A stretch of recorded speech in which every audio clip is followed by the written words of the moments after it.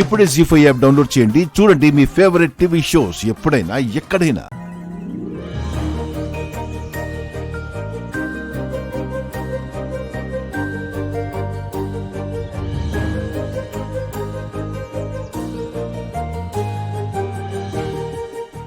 ఎవరి పేరు మీద అర్చన చేయించాలి బాబు? ఒకరి పేరు జాబిల్లి, ఇంకొకరి పేరు తెలీదు. పర్వాలేదు, మీకు తెలిసే ఉండొచ్చు అనుకుంటున్నా పంతులు గారు. స్కూల్లో రాసిన ఎగ్జామ్ పేపర్ని అమ్మవారి ముందు పెట్టేది.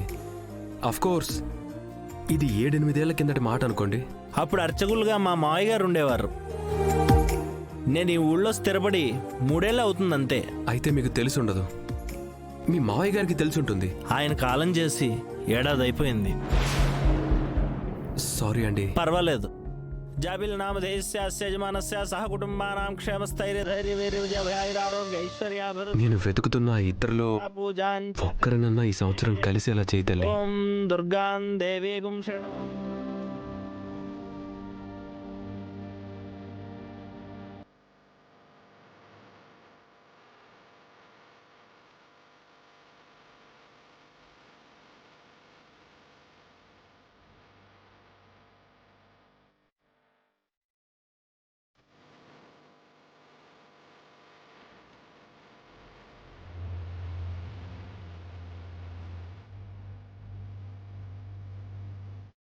బాబు గారు,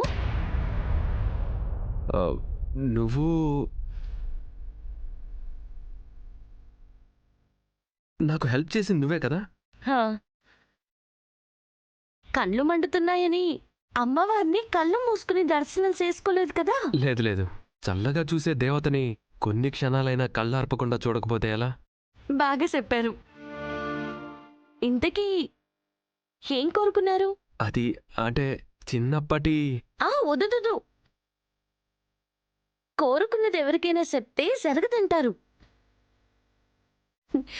నానైతే మీ కోరిక తప్పకుండా నెరవేరాలని మా ఊళ్ళమ్మని కోరుకుంటాను. అయ్యో, మీరెందుకు బయటికి చెప్పేశారు?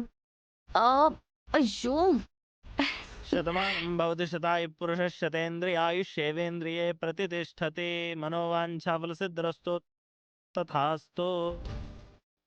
పదండి.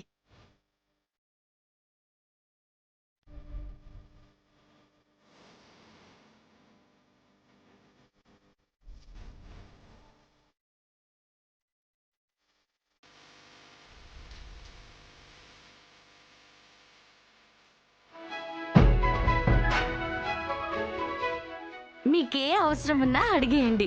గూడెల్లో మొహమాటానికి చోటుండదు. మంచి పద్ధతి. See you.